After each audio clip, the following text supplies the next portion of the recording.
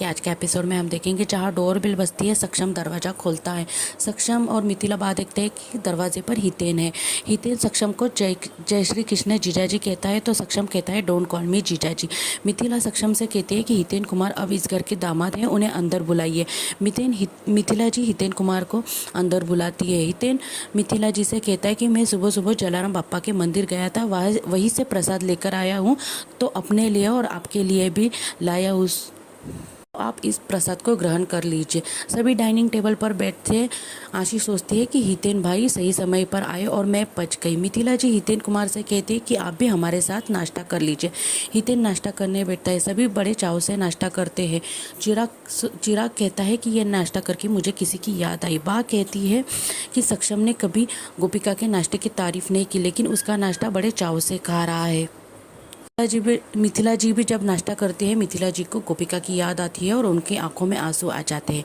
वही हितेन कुमार नाश्ता करके जा रहे होते हैं, तब मिथिला हितेन से कहती है कि आप कौन से मंदिर गए थे। हितेन कहता है कि मैं इस्कॉन टेम्पल गया था। मिथिला जी कहती है कि आपको मानना पड़ेगा, कल दीपावली की पूजा थी और इस्कॉन मंदिर तो यहाँ से 50 किलोमीटर दूर है। आप सुबह 3 बजे उठकर इतने दूर गए और हमारे लिए जलाराम बापा का प्रसाद लेकर आए। अब तो सच बता दीजिए ना। हितेन कुमार कहते हैं कि ये गोपिका बहन ने आपके लिए नाश्ता भेजा है। वो नहीं चाहती थी कि आप सबको पता चले कि यह नाश्ता उन्होंने बनाया है, और हितेन वहाँ से चला जाता है। वही मिथिला बा से कहती है कि कितनी अच्छी है मेरी गोपिका बहू, योग्य नहीं लेकिन स्वाभिमानी भी है। हम भूखे ना रहे इसीलिए उसने नाश्ता भेज दिया।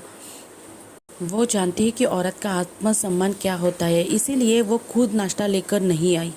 कृष्ण भगवान का कोई संकेत था। एक दिन हमारे घर की दरवाज़ा की घंटी बजेगी और तब गोपिका हमारे साथ होगी। गोपिका हितेन को फ़ोन लगाती है और पूछती है कि सभी ने नाश्ता कर दिया ना। हितेन गोपिका से कहता है कि सभी ने बड़े चाव से नाश्ता किया है और मिथिला जी समझ गई कि ये नाश्ता आपने भेजा है।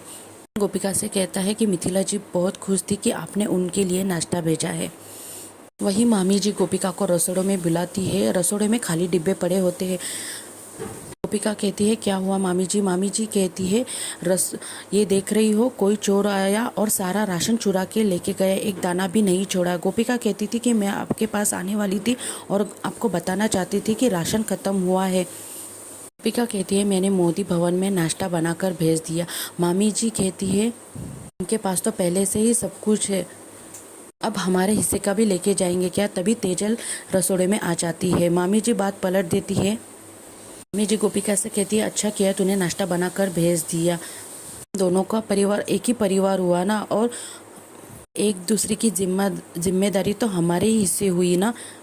दिवाली में अपनों को तो खाना खिलाना बहुत पुण्य का काम होता है। तेजल मामी जी से कहती है ये क्या कबाड़ खाना लगा के रखा है, मुझे पानी पीना है। पानी पी के जा रही होती है, तभी मामी जी तेजल से पूछती है तू कहीं जा रही है। तेजल कहते हैं वो मैंने कल कबाड़ साफ किया ना तो मेरे नेल खराब हुए, मैं नेल आर्ट जा रही हूँ। तेजल वहाँ से चली जाती है। मामी जी कहती है कि मोदी परिवार को नाश्ता बना कर पूरा राशन खत्म हो गया। तेजल के खर्चों में कोई कमी नहीं आती।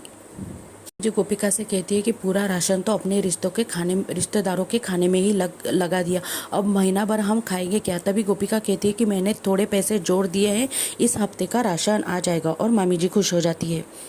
बिजनेस में थोड़ा प्रॉब्लम होने के कारण केशव, चिराग और सक्षम परेशान हो जाते हैं।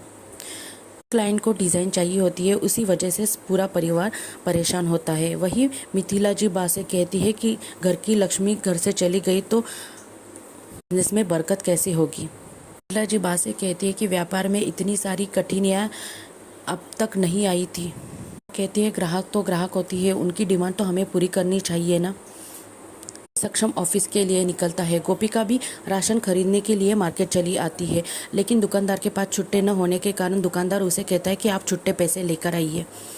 गोपिका दूसरे दुकान में छुट्टे लेने जा रही होती है तो वो तेजल को देखती है। तेजल किसी से बात कर रही होती है कि मैं यहाँ कॉफ़ी शॉप में पहुँच गई हूँ, तुम जल्दी से यहाँ आ जाना। गोपिका सोचती है कि तेजल झूठ बोलकर घर से क्यों आई और वो किससे मिलने आई है। वही ट्रैफिक जाम होने के कारण ड्राइवर सक्षम को आधे रास्ते में छोड़ देता है। सक्षम भी उसी मार्केट में पहुँच जाता है जहाँ गोपिका होती है। विजय से मिलने आई होती है। उन दोनों को कोई देख ना ले इसीलिए विजय उसे दूसरी साइड ले जाता है। वो तेजल गोपिका को देख लेती है और डर जाती है। ही गोपिका तेजल को मार्केट में ढूंढ रही होती है और सोचती है कि अचानक तेजल बहन कहाँ पे गायब हो गई। मिथिला जी कान्हा जी की आरती की तैयारी कर रही होती है। उन्हें गोपिका की बहुत याद आती है। वो कान्हा जी से कहती है कि आप कुछ ऐसा कर दीजिए कि मेरी गोपिका बहुत जल्द से जल्द इस घर में वापस आ जाए। वही गोपिका पैसे गिन रही होती है, उसके पर्स में से एक डिज़ाइन उड़कर सक्षम के पास चला जाता है। सक्षम सोचता है कि राधिका जी यही कहीं आसपास होगी और सक्षम राधिका को ढूंढता है। वही गोपिका भी तेजल को ढूंढने लगती है। तेजल बहुत डरी हुई होती है। विजय उससे कहता है कि तुम डरो मत, गोपिका भाभी चली गई होगी। डरने का वक्त नहीं है, हमें साथ चलने का वक्त है।